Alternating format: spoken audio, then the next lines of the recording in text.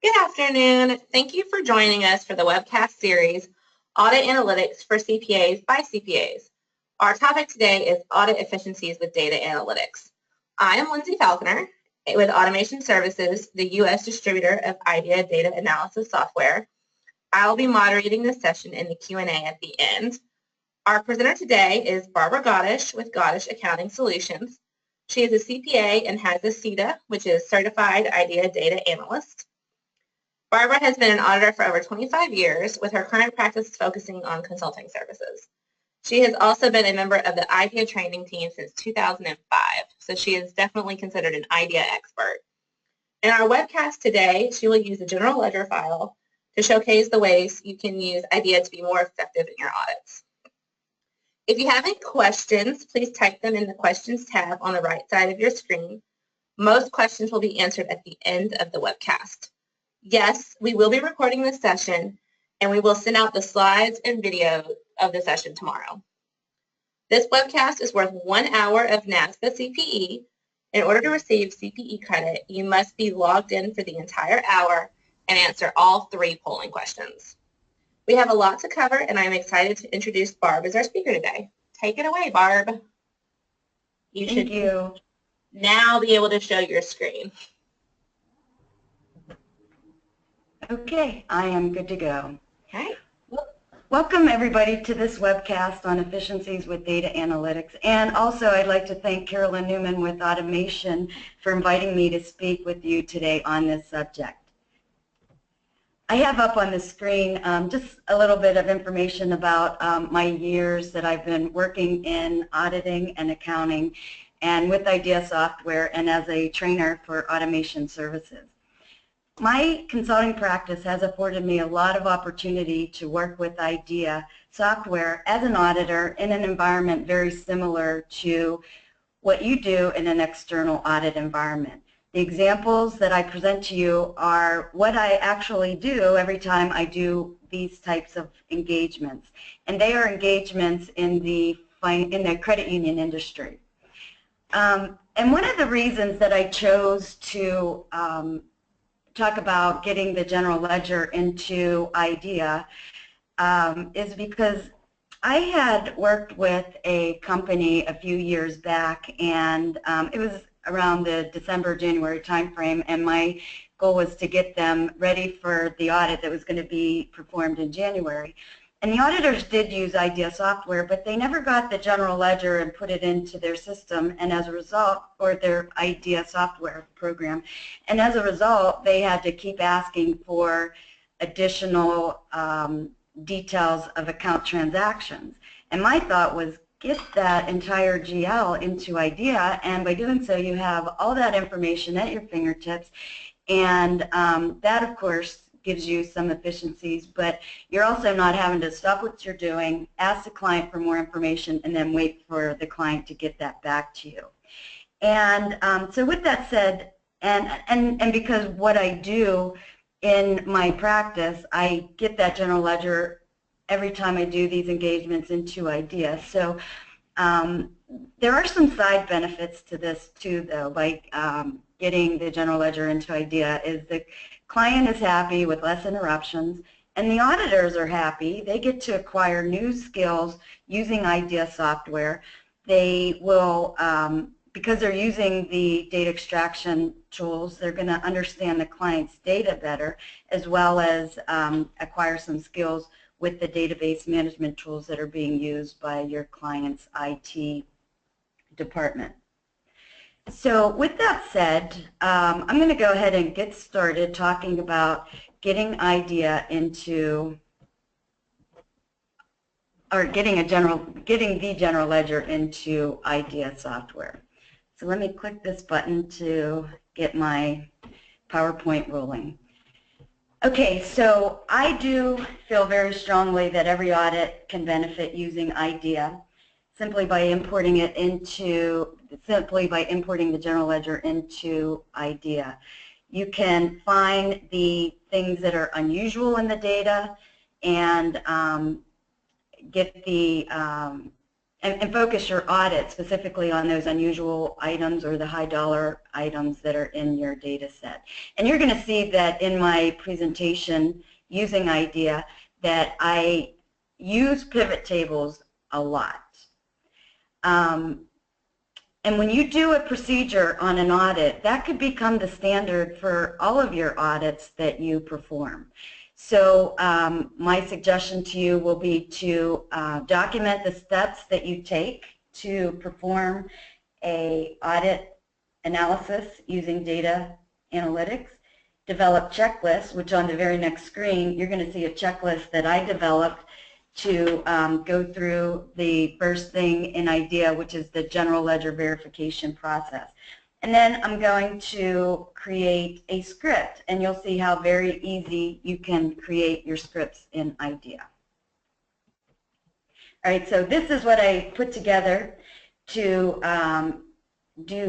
perform the process for the general ledger verification. So it's 10 steps, and actually I added an 11th step where I create a script from the overview of our project. So let me move on. You'll see that later on, or you'll see the steps that I do later on when I get into IDEA. I see this quite often where partners will decide to only use IDEA on a large audit, since that has a lot of volume of activity going through the general ledger. I think that every audit could use IDEA software where, if nothing else, you get the general ledger into IDEA. And what that does for the auditor is they're in front of the program. They need to make it their go-to program rather than go to Excel and look at the data. And they'll be able to more easily navigate the software and become proficient with the software the more that they have access to the software. So again, every audit has a general ledger. Get it into IDEA and use IDEA in your audit. So one of the other important things that can provide some efficiencies is you might get your hands on a lot of different types of files like PDFs, Excel, and they're not on the same platform. So if you can get all of those into IDEA, everything's on the same platform, and you'll be able to do things that you wouldn't otherwise be able to do, like join files together, files that maybe originally were in a PDF format and files that were in Excel file format. Once you get them into IDEA, you can bring them or join them together using that function in IDEA. But the second item that you see there on Excel files, a lot of times you'll see Excel files that, even though they're Excel files, and Excel files are easy to get into IDEA, they're in print report format. So you have to do a little bit of extra work to get them into the correct formatting. And when I do trainings and I go through the process of how you would convert this to a print file, this Excel file, I get the response where, oh my gosh, I have spent probably 8 hours at one point trying to get a general ledger in a format that I can then import into IDEA. And the other thing is, the other situation that happened just recently is a file similar to what you're looking at right now is obtained by an auditor all the time, and it's so large, and so what their internal process was to convert it to a PDF file.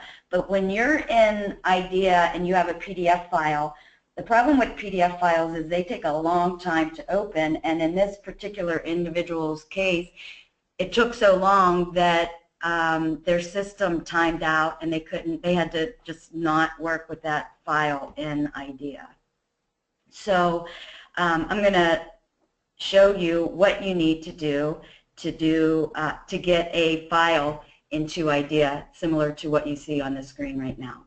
I'm going to turn it over to Lindsay for about a minute so that you can answer the first poll question that we have for you so that you can get your CPE. Lindsay? Thank you, Barb. You should see the quick poll on your screen.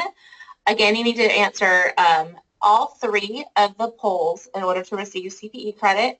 I'll just go ahead and read it to you guys. It says, which best describes your current status for implementing data analytics? Information gathering, comparing different types or brands and tools, ready or nearly ready to buy and use a data analytics tool, already using a data analytics tool, or are you unsure? We'll leave the poll up for another about 15 seconds to give you all a chance to get your mouses clicking, but we have 2 more of these, and you can answer all 3 to receive your NASBA CPE. And again, if you have any questions, you can go ahead and put them in the questions box. We will get into a live demonstration of IDEA very quickly. So I know there's a couple of people who are asking about that. We will be showing that. And okay, I'm going to go ahead and close the poll and turn it back to Barb. Okay, so what I have up on the screen is the 3 steps that you would need to go through to flip an Excel file that looked like what we were looking at previously into a print file that you'll be able to import then into IDEA with these. So I'm going to show you those screenshots right now. So this is getting the Excel file imported into IDEA exactly as is, and I had noted on the previous screen in the first step to check no boxes. This is what, in the background, what the Excel spreadsheet looks like once it's imported into IDEA. Note the column headings are just column 1, 2, 3, and so forth. I hit that export button up on the home tab, and I selected my export as a text fixed length file. And then once that's created, I choose print report, and I navigate to my export folder in my project, and I find the FXD file that I just created, and I proceed with the report reader in grabbing all the fields that I want to import into IDEA. Okay, so that's the process. You'll have that for you in case you have that scenario ever happen to you. So let's go on. I'm just about ready to get into IDEA here, and this is what we're going to do. We're going to import the general ledger. Now, in my example, I already have the templates created, and I got them copied into my current year's project. We're going to reconcile the general ledger. We're going to use different functions in IDEA to help us identify where data has changed over time. We're going to document the process of, well, actually, we're not going to document the process. I've already shown you how I created that checklist that I do have in front of me that I'm going to refer to as I import the general ledger and reconcile it. And then I will show you how to very quickly create a script so that next year you can automate your process. So let me get into IDEA, and we'll go ahead and get started here.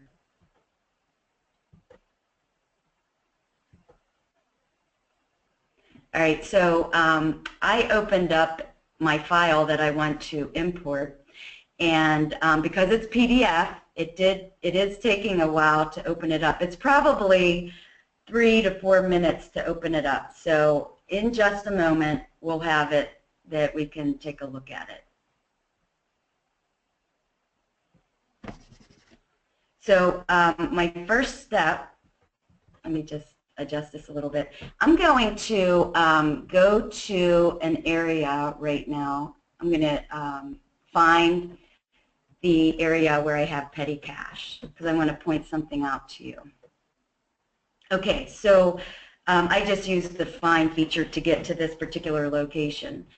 What I have open right now is the general ledger that I want to import into IDEA, and I have 2 templates created. One is the beginning trial balance, and you can see it's only 1 layer, and I'm capturing all of the trial balances or all of the accounts that are in this general ledger. I'm not picking up any detail on this pass through, but what I want to point out though is notice petty cash doesn't have any transactions.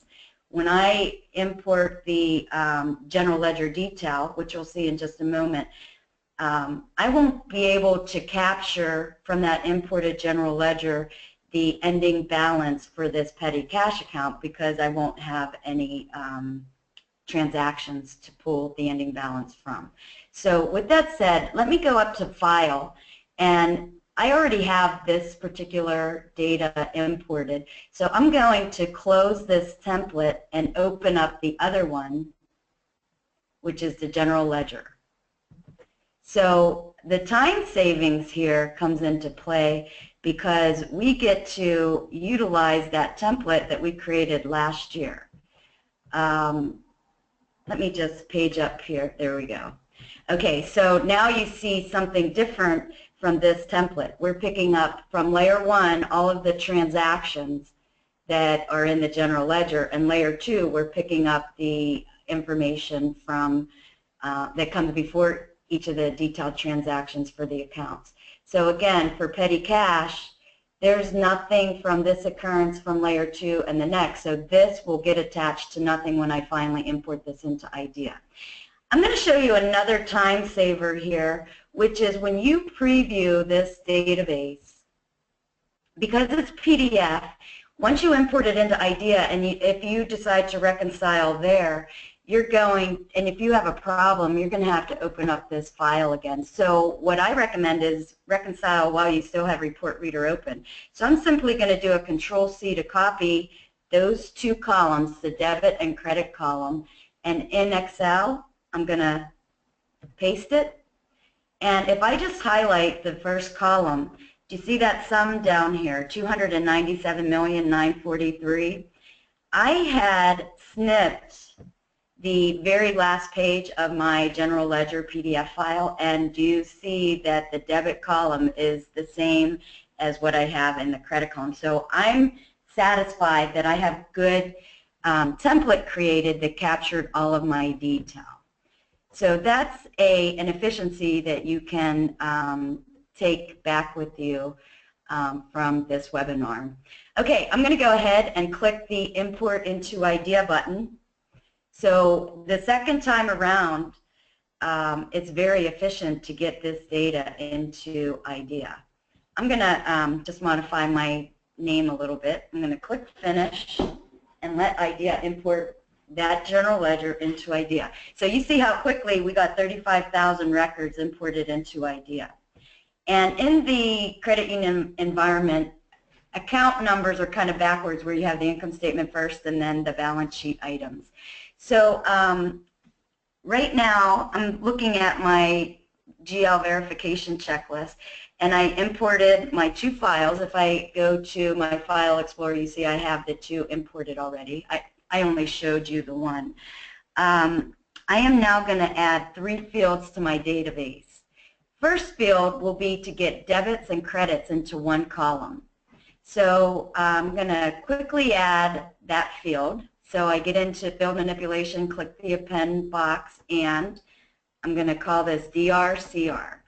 Now you do have to pay attention because systems are set up differently. It's not always the debits and credits are positive numbers. You see my debits and credits. I have positive for the debits, negative for the credits. So that means that my equation will be debit plus credit to fill in my new, to populate my new field. Okay, so there we go, we have that one. And I'm going to, while I'm in here, I'm going to add the other 2 fields that I want to work with a little bit later. One is to identify the quarter that each transaction fell in. So I'm going to call this QTR for quarter. It's going to be a numeric field, 0 decimal places. Click on the parameter box, and over in the middle part of my screen, I'm going to click on the date category, and I'll find quarter as one of my options. Inside the parentheses, I need a date field and then the year end, and just take note, I need parentheses and the month and the day of the month that represents the end of my period or end of my year. So let me double click on date, comma, I'm going to click on the quote button and type in 12/31. When I click this evaluate button, I see what populates in that particular field. So I get a 1, which means that first record is in quarter 1. All right, and then I'm going to create another field called month, and it's pretty much the same thing as quarter, except it's going to tell me what month each transaction fell into. And I'm doing this for later analysis once I verify my database or my general ledger. All right, I'm going to create these 3 fields and we'll take a quick look at it. So you see quarter and month and then the debit or credit. All right, so I'm ready to move on. I'm on step number 5. I'm going to take this general ledger and I'm going to compare it with the beginning trial balance. So on the analysis ribbon, I'll click on compare. So my primary database is GL 2015. I'm going to pick the trial balance from my beginning. And I want to compare the debits and credits, that column debit DRCR, and then the beginning balance from my beginning trial balance.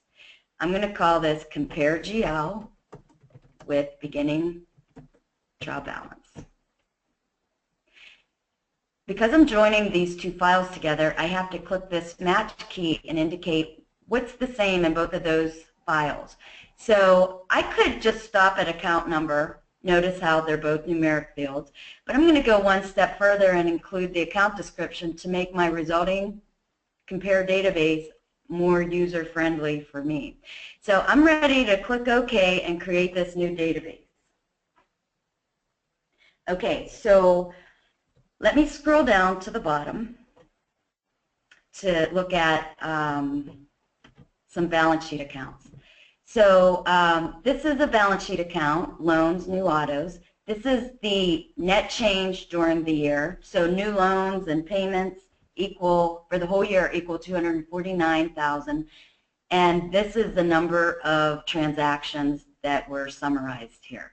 This is my beginning balance. Now this is not going to be useful to me. I need a field, which I'm going to add, that takes the beginning or the general ledger changes plus the beginning balance. So let me do 2 things here. The first thing, I'm going to get into field manipulation and change these field names because they're not very descriptive. So I'm going to call this PNREX. I'm going to call it GLREX. And then GL total, and then for S total, I'm going to call that beginning TB, just to make it a little more friendly. Okay, now that I have those new ones active, let me get back into field manipulation, and I can delete this difference since it has no value to me for the purpose that I use compare database for. I have a delete button. And I'm going to click the append button, and I'm going to call this new field ending TB count. It's a numeric, 2 decimal places, and I simply need to take that GL total and add the beginning balance to it. Let's take a look at that, and there we have our beginning balance for our balance sheet items.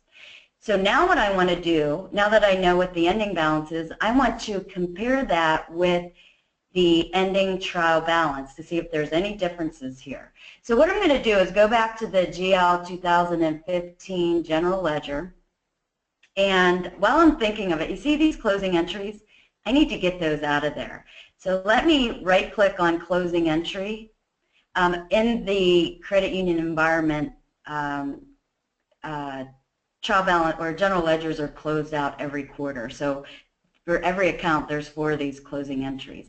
So I'm going to display all records and filter out everything that doesn't equal that closing entry.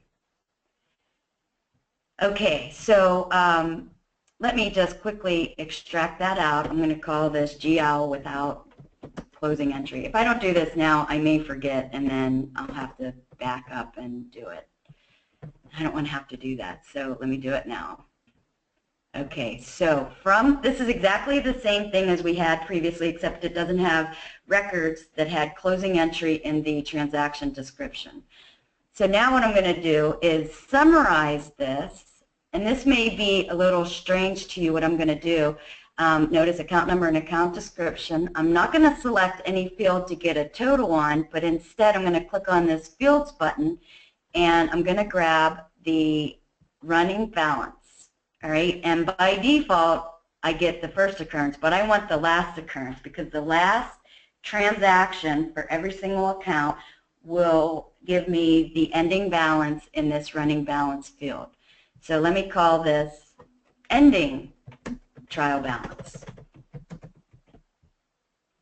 Click OK, and I'm going to scroll down to the first balance sheet account, and does that number look familiar? If I click on this 269 and scroll down to the very last transaction, there's that running balance, 1566. That is what I just captured when I did this summarization. Okay, so back to this compare trial balance that I created previously. I'm going to take this and I'm going to do a compare again with the ending trial balance. So I need to select my secondary database, and there's my ending trial balance, and I want to compare the ending trial balance that I calculated with the running balance from my ending trial balance database. I need a match key, so again, it's going to be account number and account description. I'm going to call this GL verification final. Click OK. And what I'm looking for is in the balance sheet area, what I could do is create a filter where I just look at everything that is greater than or equal to 700,000. 700,000 is my first balance sheet account. Let me scroll up. So do you see that first balance there?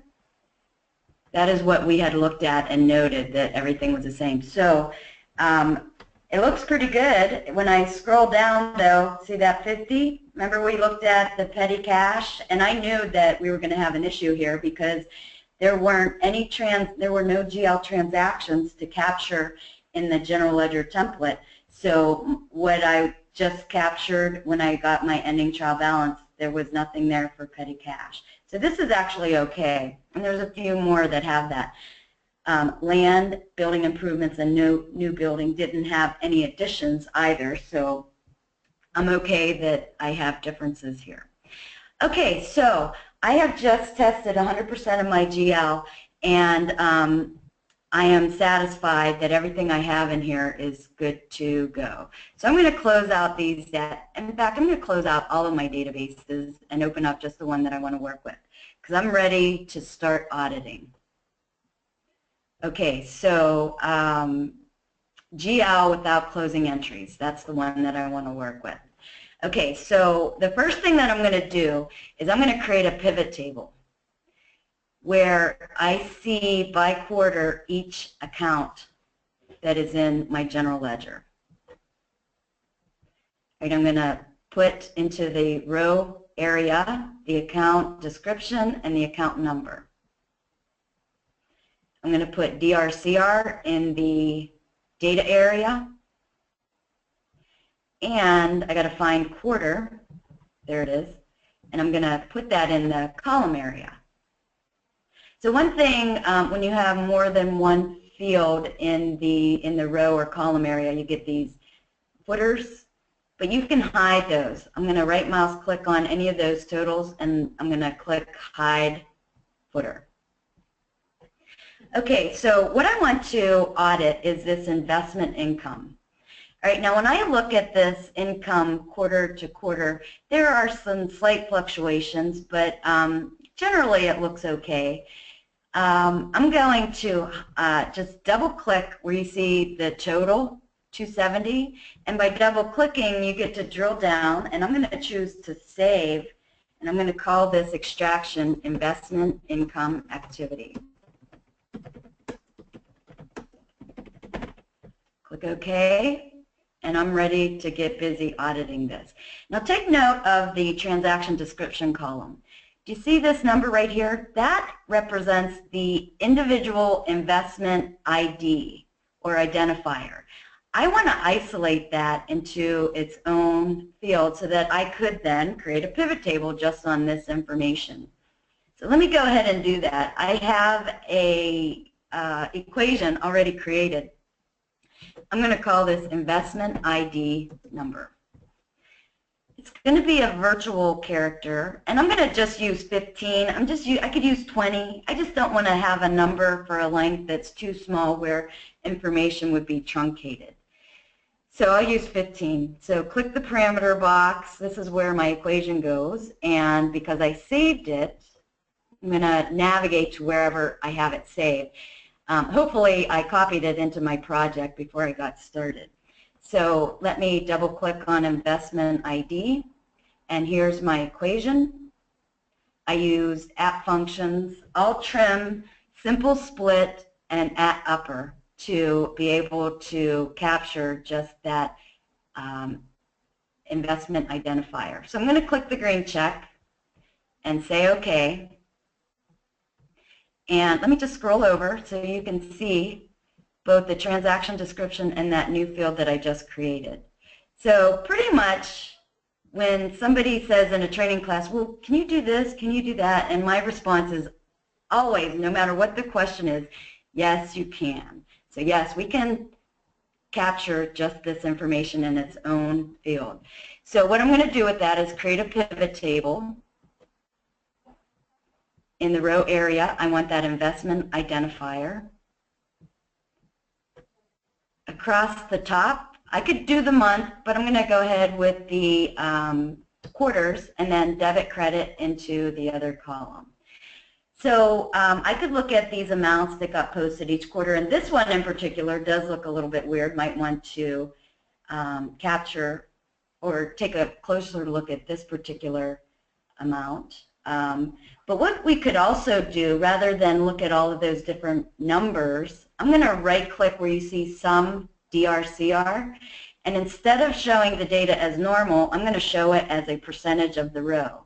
So what that will do for me, if we held the investment, or if they held the investment for the entire year, then I should see 25% in each of these quarters, like you do in a lot of them, that those two each have pretty close to 25% generated for each of the quarters.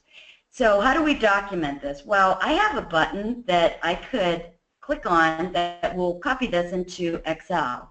And where I have a situation where I have fluctuations, I could highlight that and give it another number, or just come over here and put an X that I could later on filter that out.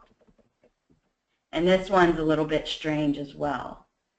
All right, so, but where you see 100% only in that first quarter, well, they probably purchased an investment in that time, or no, I'm sorry, they probably redeemed an investment in that time frame, so all of the income was in the first quarter, or 100% of it. So that's just one thing that you could do to capture what it is you want to audit. All right, I'm going to go back into IDEA. The other thing that I'll do in my audits that I do is I'll go back to this GL database, and what I'll do is I'll use this information. I'm going to copy that and paste it right into Excel, along with the changes in the investment account activity, and then I can use that information to calculate the quarter end balances, and then also calculate the rate of return by quarter on the investment portfolio. So just by copying and pasting that information into here makes my process pretty efficient. So with that said, I am going to turn this over to Lindsay so she could do another poll question. And then when we come back, we are going to continue to audit another area using IDEA. But before I get into that, I did forget to create a script. So I'm going to create a script real quick on the GL verification, and then we'll audit prepaid. So Lindsay, do you want to take over? Thank you, Barb. As you can see, our second poll is on the screen. You must answer all 3 polls in order to receive CPE credit. The poll for right now is, what do you consider to be the greatest challenge to implementing a data analytics program? Is it time and resources, cost to implement, executive buy-in and support, availability of data, or other? Again, I'm going to leave the poll up here for about 20, 30 more seconds to give you all a chance to go ahead and click. If you have questions about the content, type them in the question screen, and we will answer them at the end. And yeah, I hope you're getting a lot out of it. Okay, I'm going to leave the poll up here for another few seconds. Thank you for those who have responded. We do appreciate it, and we appreciate you joining us. And I'm going to turn it back to Barb. Okay, thanks, Lindsay. All right, so when I left, I told you that, so I don't forget to show you this, I wanted to create a script of that GL verification process. So I'm going to go to my home ribbon, and I'm going to click on the project overview. This will take a moment to bring up, but every step that you take in your project gets recorded, and you get to see it in a table, not a table, but a exhibit type of view. And simply by right mouse clicking on that last step that we had created where we did a compare of the ending trial balance with the database that had the calculated ending balance, we'll be able to create a script, inherit all the tasks that related to that, and then create the script. So let me come over here. Do you see this GL verification final? This is what I want to create a script on. That was my last step. So I'm going to click on this Create Macro button. I'm going to right-click and highlight Inherited Tasks. So you see everything that relates to that is highlighted all the way back to the import process. I'm going to create a visual script, and I'm going to click Finish. And the only thing that you need to do once you have the script created is to name your files the same name. So this isn't necessarily a great name for using this in 2016, but you can always just double click on this, and a File Explorer screen will open up, and you can pick whatever you want. But you can also change what this is too. So it can be saved, and you have it ready to run for next year. Notice where it's saving it into the macros folder. So I'm going to click Save, and there you can see how you can easily save a process that you performed. Okay, so now I'm back into IDEA, and I had said that I wanted to take a look at another area, which is prepaid expenses. So let me find that.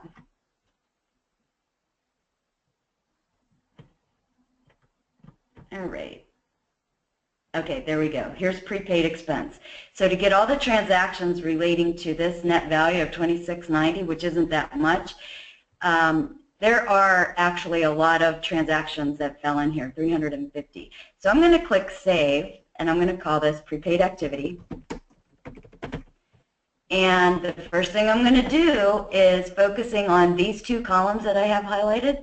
Notice if I get my data in order, you see that the reference number and the transaction description are the same. So I'll be able to use these two fields to create a pivot table. So let me go on the Analysis ribbon, click Pivot Table, and I'm going to click OK, and let me get in the row area the transaction description and the reference number. And then DRCR in the data area. And this time I'm going to choose the month rather than the quarter to help me analyze my data. So again, instead of looking at the numbers, I could certainly change that to be percentages of the row, percentages of the column, or the grand total. So let me turn off the footer, because that kind of just messes up my view and makes it a little more difficult to look at my data. So we're looking at the data across each month. So if I highlight one of these, this one looks pretty good, although in June and July it kind of got off. But probably what happened is the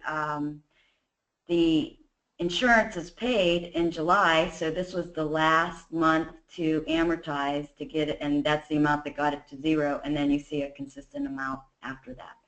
So you're just looking for unusual activity, and again, I have this button that I could send what I'm looking at right now to Excel. But the nice thing, though, if you stay in IDEA and you see something you want to take a look at, you just double-click and pull up the related transaction that you want to take a look at. Particularly these that don't have any reference number, you can click to get the additional information about that particular transaction. So that's a nice thing about staying in IDEA. Okay, so I have about 5 more minutes to finish up my presentation so that we can do a question and answer. So what I'm going to do is get back into my PowerPoint presentation. I have a couple more slides to get through, and we will do our question and answer session at the end. I'm going to leave 10 to 15 minutes to do that. Oh, Lindsay, why don't we go ahead and do our final poll question? Sure, we can do the final poll. Again, Okay. This is our final poll. It should be on the screen now. Again, I need to answer all 3 in order to receive CPE. The poll states, which of the following is the most time-consuming? Data acquisition and preparation, analysis and testing, reviewing and reporting results, or automating tasks. I'm going to leave the poll up for about another 20 seconds, and then we will turn it back over to Barb.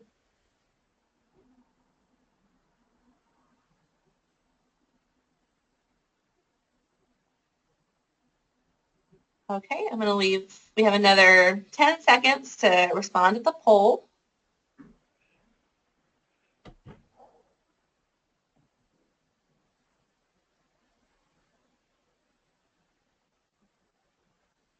Another 5 seconds. All right, thank you to everyone who responded.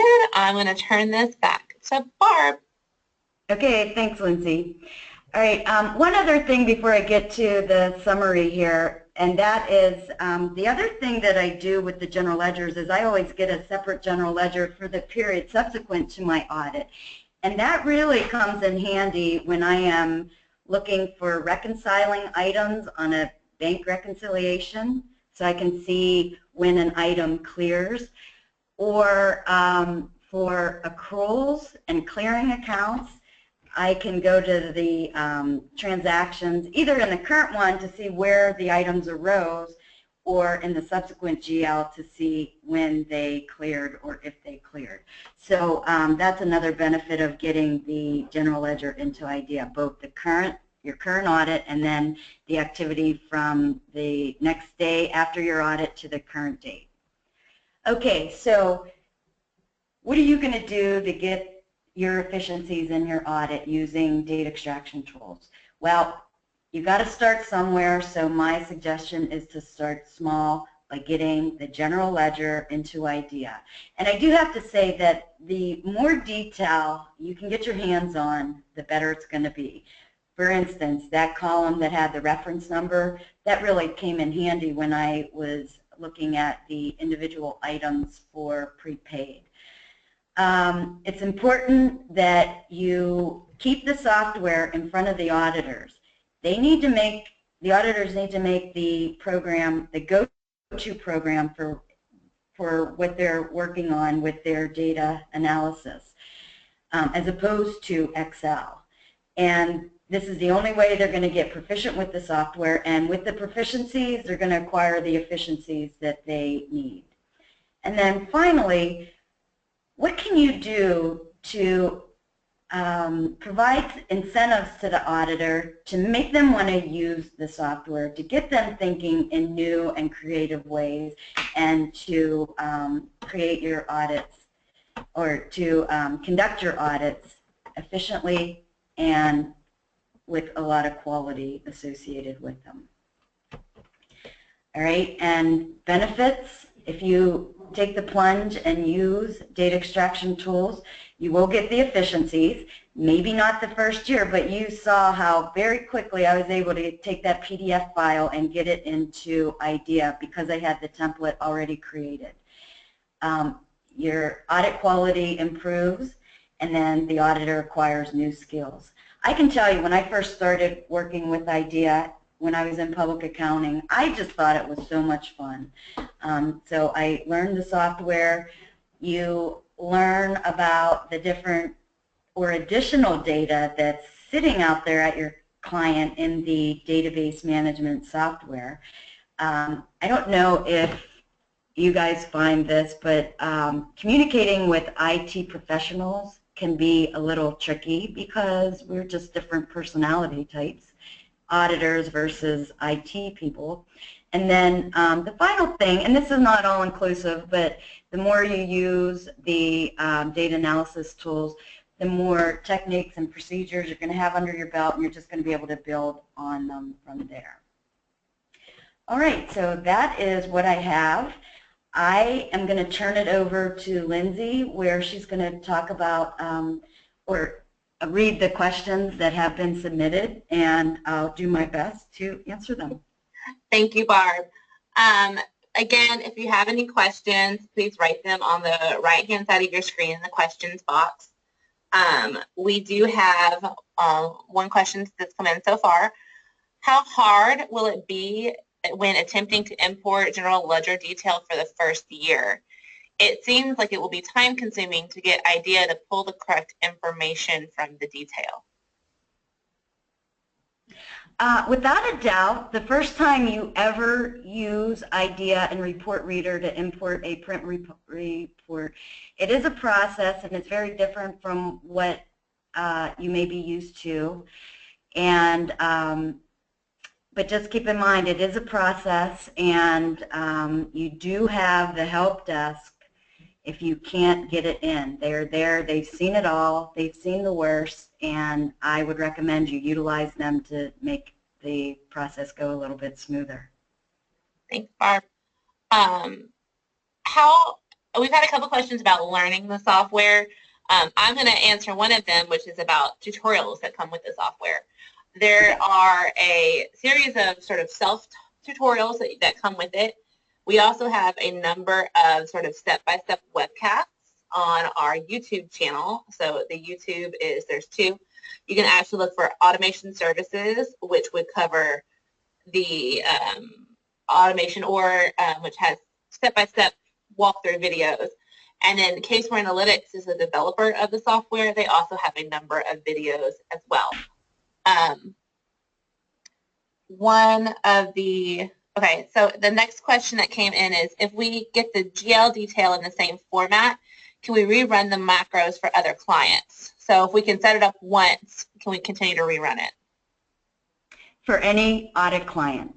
You need to have consistency whenever you import general ledgers into IDEA. So regardless of the client, you're always going to name the debit field debit. You're always going to name the credit field credit, and you're going to have specific names for the account number, account description, account transaction date. So if you have that consistency, then you might just have some minor modifications that you need to make to a script that you had created for another client. Can you tell us a little bit about trend features within IDEA? Could you write a script or something similar that would enable the software to automatically identify outlier data? There is Smart Analyzer that is available that helps you find, like for a general ledger, entries that don't add up to zero, or unusual items that are maybe high dollar amounts, or that amounts or are divisible by 1,000 without any remainder, or they end in 999. Or so Smart Analyzer may be a good tool for you. But there's also, let me flip into IDEA. There are the statistical things that you could do: correlation, trend analysis, and time series. But that these are a little higher end functions in IDEA, and it might take a little bit of time for you to investigate those and utilize them. Okay, and our next question is, when you are importing the general ledger, are you importing all the detailed transactions for the year?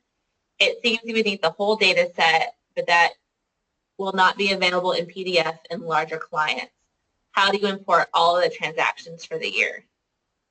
Sometimes at credit unions, when I go to do their annual procedures, I can only get general ledgers by quarter. So I end up with 4 files, and I import those 4 files, and the first thing I do is I append those 4 files together so that I have one general ledger for the entire year. So the append feature, Lindsay, can they still see my screen? Or yes, is it they can. They can.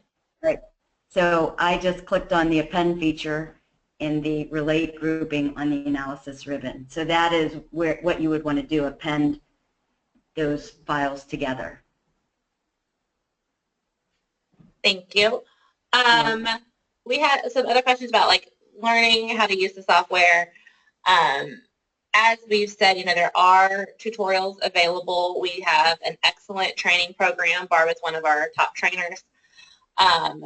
And we have our help desk, which if you have any trouble, you can call our help desk and they will be able to sort of walk you through it and help you work within the software. So we have our what we call the 20-minute rule. If you can't figure it out yourself in 20 minutes, give us a call. So that's a really helpful feature that we have as part of support. And then there's within IDEA, there's add-ons that you can purchase or use, such as with the Smart Analyzer, there's the financial tool that Barb was talking about, and we also have a number of other free apps that can look up, that can sort of run some of these pre-paid tests for you, as well as other